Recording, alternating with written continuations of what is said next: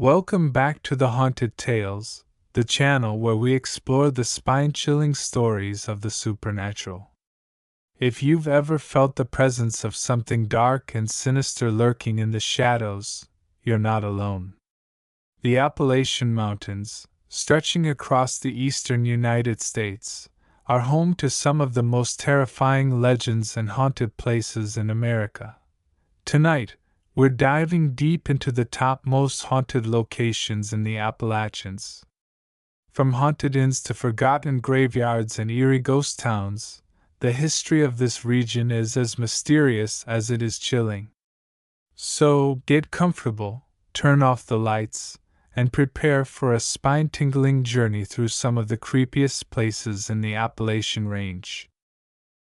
The Trans-Allegheny Lunatic Asylum, a story of haunted echoes nestled deep in the heart of West Virginia, hidden behind the dense trees of the Appalachian Mountains, lies the Trans-Allegheny Lunatic Asylum.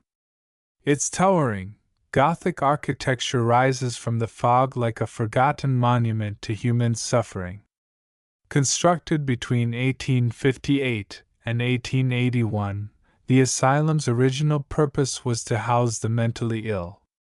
However, over the years, it became notorious not only for the horrifying conditions within its walls but also for the tragic history of neglect and abuse that followed its patients long after they'd passed. The asylum's eerie presence was felt long before it became a place of ghostly legends. Originally intended to be a state-of-the-art institution, the Trans-Allegheny Lunatic Asylum was designed to provide the mentally ill with a peaceful environment where they could be cared for and rehabilitated. Yet, as the decades wore on, overcrowding, a lack of funding, and poor management turned the asylum into a nightmarish facility. Patients were subjected to inhumane treatments, including lobotomies, electroshock therapy, and confinement in small, dark rooms for months or even years. Many died under these brutal conditions, their lives becoming just another forgotten statistic. As the years passed, the once pristine institution fell into decay. Overcrowding became a constant issue, and the asylum became notorious for its extreme levels of neglect. Rooms designed for just a few people were often packed with dozens of patients. It wasn't uncommon for people to be chained to the walls, left alone in their rooms for days at a time. As staff became more stretched and less capable, the asylum descended into chaos. The hallways echoed with the cries of the abandoned, the sounds of mental suffering reverberating off the cold stone walls. By the time the facility was officially closed in 1994, the building had earned a reputation for being one of the most haunted places in the United States. The stories surrounding the Trans-Allegheny Lunatic Asylum didn't end with the closure of its doors. They only grew darker. Rumors spread quickly about the souls of the patients who had perished within its walls, their tormented spirits unable to rest. Paranormal investigators, thrill seekers, and those searching for the truth all made their way to the asylum, drawn by the chilling tales that surrounded it. They reported strange occurrences: lights flickering in empty rooms, the sound of footsteps echoing down long, dark hallways, and whispers in the wind that seemed to carry the voices of those who had been silenced too long. One of the most famous stories from the asylum's dark past involved a patient known only as the woman in the white dress. According to the accounts of former staff, she had been a gentle, sweet-natured woman who had been driven mad after the loss of her child. She was often seen walking through the halls, her white dress fluttering behind her, her face a mask of sadness and grief. She would disappear into the shadows, only to reappear later, forever searching for something, perhaps a way out, or a reunion with her lost child. Many who encountered her claimed that she would look at them with eyes filled with sorrow, as though she could see their deepest fears. Another terrifying legend spoke of a malevolent spirit known as the Shadow Man. The Shadow Man was said to be a dark figure that would loom over patients as they slept, casting an oppressive, almost tangible fear. Witnesses described him as a tall, shadowy figure with glowing eyes that would follow them as they moved through the asylum's halls. It was said that his presence was most strongly felt in the dimly lit corridors and abandoned wings of the building, where the air seemed thick with an unnatural chill. But it wasn't just the shadows that haunted the asylum. Those who dared to venture into the dark recesses of the building spoke of the sound of faint crying, a sound that came from nowhere and seemed to echo from every corner. Some said it was the sound of the many lost souls, forever trapped in the asylum's hellish confines, while others believed it was the voice of a single woman who had never left, her cries echoing through the halls as she searched for peace. Even in the present day, the asylum remains a place of mystery and fascination. While it has been partially restored, much of the building still lies in disrepair, its rooms left abandoned and untouched by time. Many of the original artifacts and furniture from its dark history remain, including patient records, medical equipment, and the infamous lobotomy room, where the grisly procedure was performed on countless individuals. Tourists and ghost hunters continue to visit the asylum, hoping to catch a glimpse of its otherworldly residents.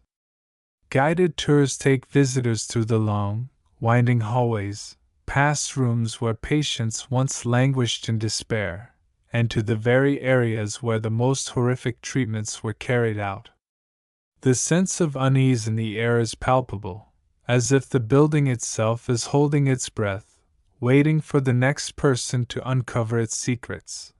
Despite the attention, not everyone believes in the stories of ghosts and spirits that have become intertwined with the asylum's legacy. Some argue that the haunting tales are nothing more than fabrications, stories made up to draw in curious visitors and thrill seekers. Yet, for those who have experienced the strange phenomena firsthand, the ghosts of the Trans-Allegheny Lunatic Asylum feel all too real. Whether one believes in the supernatural or not, there is no denying that the Trans-Allegheny Lunatic Asylum holds a dark place in the history of the United States. It stands as a reminder of the mistreatment of the mentally ill, the horrors of medical experimentation, and the suffering of those who were forgotten by society. It is a place where the past still lingers, haunting the present with the echoes of those who endured unspeakable pain. In the end, the story of the Trans-Allegheny Lunatic Asylum is not just one of haunted buildings and restless spirits. It is a story of human suffering, of the forgotten lives that were lost, and of the darkness that still resides within the walls. It is a chilling reminder of the price paid for the treatment of the mentally ill in a time when society turned a blind eye to their plight. And perhaps, just perhaps, the spirits that remain within the asylum's decaying walls are not merely seeking revenge. They are reminding us never to forget the horrors of the past. The Bell Witch Cave, Tennessee. The Bell Witch Cave, tucked away in the rolling hills of Adams, Tennessee, has long been a place where darkness and mystery converge. Over the years, it has captivated the imagination of those with a taste for the unknown, its legends entwined with a haunting that seems to have no end. The story of the Bell Witch began over 2 centuries ago, yet its eerie influence continues to linger in the surrounding woods, as if time itself has been suspended by the ghostly presence that once tormented the Bell family. It all started in the early 1800s when John Bell and his family moved to a small farm in what is now Adams, Tennessee. The Bells, like many early settlers, sought a peaceful life away from the bustling world.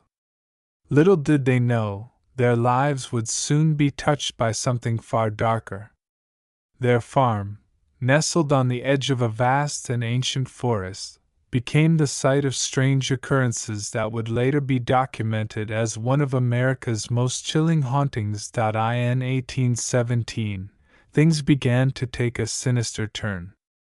The Bell family reported hearing strange noises at night, whispers, knocks, and scratching sounds that seemed to come from nowhere. At first, John Bell believed these sounds to be nothing more than the wind or perhaps the work of mischievous animals. But as the strange happenings continued, his skepticism began to fade. Soon, the family was plagued by more disturbing phenomena. Doors slammed shut on their own, and objects would move without explanation.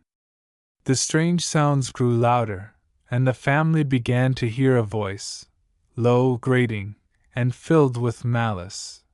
The voice, which seemed to come from thin air, began to speak to the Bells. At first, it seemed to be mocking, playing harmless tricks on the family. But as time went on, the voice grew more sinister. It claimed to be the spirit of a witch, one that had been wronged in life and now sought revenge. The entity revealed itself to be the spirit of a woman named Kate Batts, who had been a neighbor of the Bells.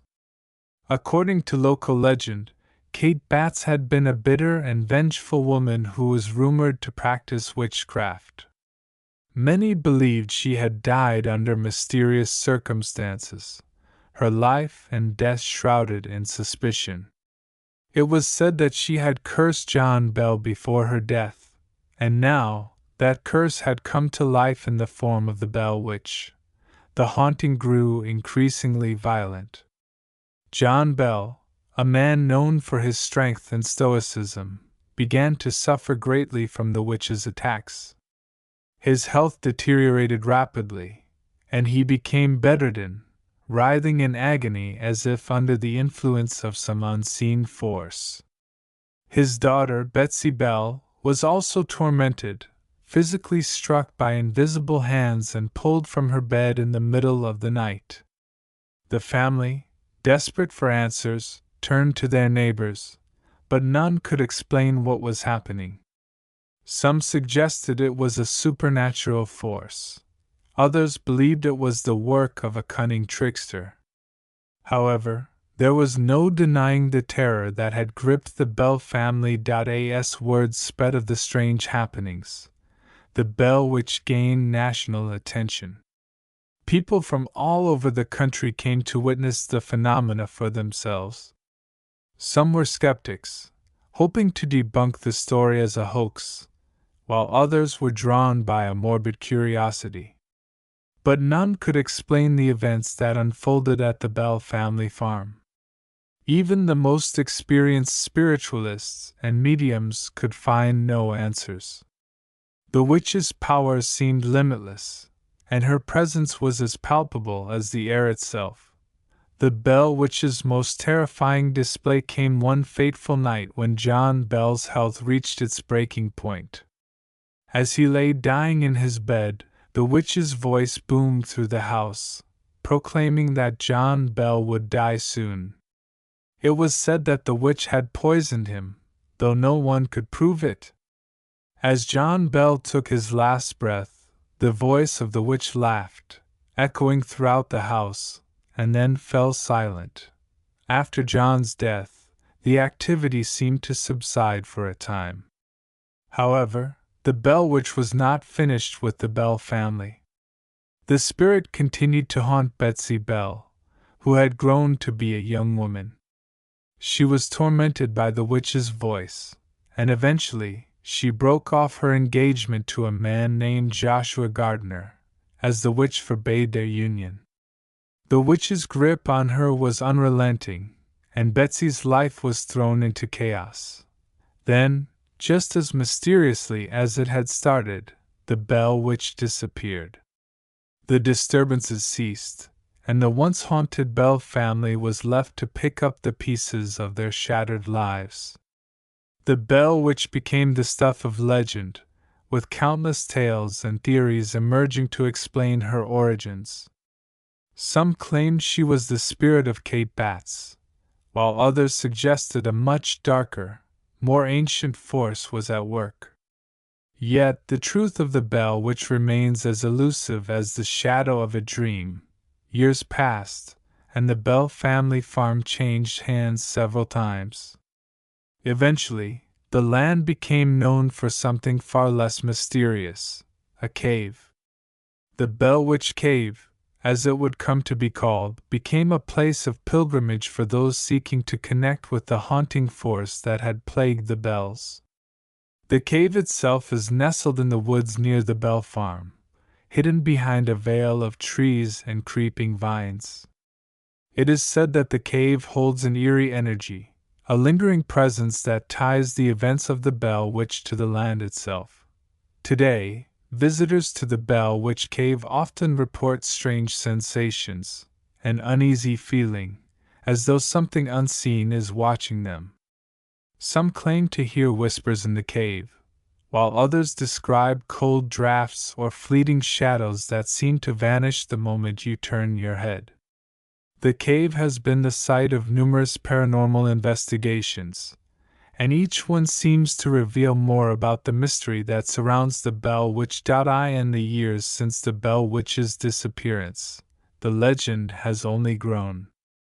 The Bell Witch Cave has become a symbol of the unknown, a reminder of the power of stories to shape reality.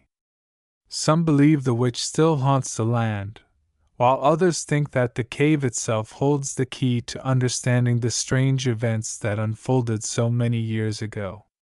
Whatever the truth may be, the Bell Witch Cave remains a place of wonder and terror, where the line between history and myth is blurred and the shadows of the past continue to linger in the present.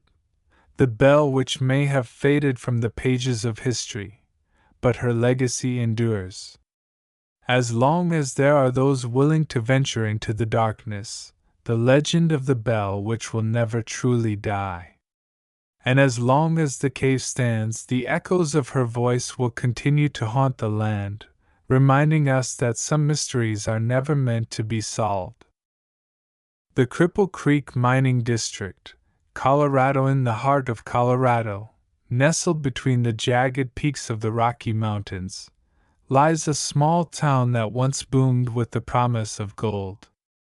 Cripple Creek, a place whose name echoes the haunting history of its past, was a once thriving mining district that gave rise to a rich legacy of fortune, misfortune, and ghostly whispers that still linger in the cool mountain air. It was during the late 1800s when Cripple Creek was a hub of activity, a town alive with the promise of wealth. Prospectors, miners, and dreamers flooded the area in search of gold, and in 1891, the discovery of the precious metal turned Cripple Creek into one of the most lucrative gold districts in the United States. The district's mines, such as the famous Independence and the Golden Cycle, were renowned for their rich deposits, making fortunes for those who struck it rich. But not all who sought wealth in the district met with good fortune. Among the stories that define Cripple Creek is the tale of Jonathan Haynes, a young prospector who arrived in town in the late 1800s with nothing but a small pickaxe and a burning ambition. He had heard the rumors of gold buried deep in the hills, of veins so rich they could make a man a king. But the rugged mountains and harsh weather proved to be unforgiving, and Jonathan struggled for months, moving from one abandoned claim to the next. His determination, however, never wavered, and he found himself returning again and again to the mines, convinced that fortune would smile upon him if he just worked hard enough. One crisp morning, Jonathan found himself standing at the mouth of a narrow, barely visible mine shaft. It was the kind of place that most men would have avoided, too dangerous and too treacherous to be worth the effort. But Jonathan saw something different in the shadows of the opening, a glimmer of hope. He tied a lantern to his waist and ventured inside, his footsteps echoing through the stillness of the tunnel. For hours he worked, chipping away at the rock, unaware that the mountain was shifting around him. It wasn't until the first tremor struck that he realized something was terribly wrong. The ground beneath his feet cracked, and a deafening roar filled the air. The walls of the mine seemed to close in on him, and dust and debris poured from the ceiling. Jonathan barely had time to react before he was buried beneath the rubble. The mine collapsed, trapping Jonathan Haynes deep within the earth. Despite the efforts of his fellow miners, no one was ever able to reach him. They found only his pickaxe, lying abandoned at the entrance. For years, the mine lay dormant, the legend of Jonathan Haynes becoming a whisper on the lips of those who still worked the land. Some said they could hear his voice calling out in the night, a ghost trapped forever in the tunnels of Cripple Creek. The town of Cripple Creek, too, eventually faded. The gold began to run dry, and many of the miners left in search of better prospects. By the early 20th century, Cripple Creek was no longer the bustling metropolis it once had been. The streets, once filled with life, became eerily quiet. The grand hotels and saloons that once housed fortune-seekers now sat abandoned, their windows shattered, their doors hanging open like the gaping mouth of a forgotten beast. But even as the town began to wither, something else took root. Ghost stories flourished in the darkness. Those who stayed behind, or those who returned to the town years later, spoke of strange happenings and eerie occurrences. The once proud district became a place where the line between the living and the dead was often blurred. One of the most persistent legends that haunts Cripple Creek is that of the miner's ghost. According to the tale, the spirit of a miner who perished in one of the area's many mines still wanders the hills.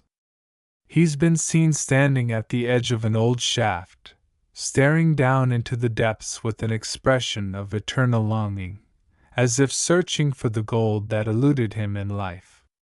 Others claim to have heard the faint sound of pickaxes striking rock in the dead of night, only to find no one there. Another chilling tale surrounds the old hotel that once catered to the wealthy mine owners and visiting dignitaries. The Cripple Creek Hotel, a grand structure with wide verandas and elegant rooms, was a symbol of the prosperity that once graced the district. But after the gold began to dwindle, the hotel fell into disrepair. Workers who were tasked with refurbishing the place would often hear footsteps in the halls, though no one was supposed to be there. The unmistakable sound of a piano playing a haunting melody would float through the air, but when the workers rushed to the source, they would find the room empty, save for the dust and cobwebs. The most disturbing stories, however, come from the mines themselves. Though many were shut down or filled in, a few still stand, their shafts hidden by the overgrowth of the forest. It's said that in the quiet of the night, if you listen closely enough, you can hear the faint sounds of pickaxes striking the rock. But what's truly unsettling is the fact that sometimes, just sometimes, those sounds come from the mine itself, not from the workers, but from something deeper. The legend suggests that the spirits of the miners who died in the mines still remain, trapped in a never-ending cycle of labor. The souls of men like Jonathan Haynes, who sought wealth but instead found only death, continue their work in the shadows, lost to the world above. To this day, Cripple Creek is a place steeped in both history and mystery. The remnants of the gold rush era stand as silent witnesses to a time when fortunes were made and lost in the blink of an eye. Yet, it's the stories of those who perished and the strange occurrences that still plague the area that make Cripple Creek a place not only of interest but of eerie fascination. As the sun sets over the mountain peaks and the town of Cripple Creek falls into quiet darkness, it's easy to imagine the ghosts of the past still roaming the hills. Whether searching for lost gold or trapped in a never-ending cycle of labor, their presence lingers in the cold mountain air, a reminder of the price that was paid for riches, and the price that is still being paid today. For those brave enough to visit, Cripple Creek is not just a destination, it's a place where history and legend converge, where the past refuses to stay buried, and where the spirits of the old mining days continue to haunt the land, forever etched into the eerie landscape of Colorado's gold rush history. The Appalachian Mountains are more than just a beautiful range of natural wonders. They are a region steeped in history, mystery, and the unexplained. Whether it's the restless spirits of the Trans-Allegheny Lunatic Asylum, the vengeful Bell Witch, or the ghostly miners of Cripple Creek, these haunted locations remind us that the past never truly leaves us. As we've seen tonight, the Appalachian region is home to some of the most terrifying and mysterious places in America, and they are waiting for brave souls to uncover their secrets. Would you dare to visit any of these haunted locations? Let us know in the comments below. Thanks for tuning in to the Haunted Tales. If you enjoyed this eerie adventure, be sure to like, subscribe, and hit the bell icon so you don't miss our next terrifying tale. Until then, remember, sometimes the scariest stories are the ones that are still waiting to be told. Stay haunted, my friends.